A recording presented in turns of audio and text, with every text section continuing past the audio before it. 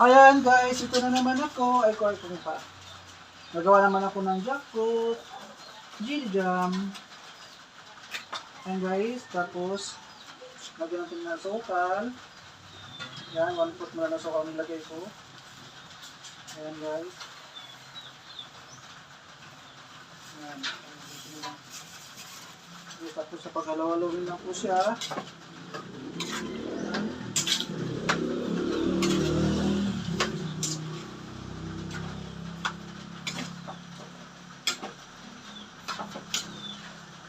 Lagyan natin kunti ng Ogi Vanilla.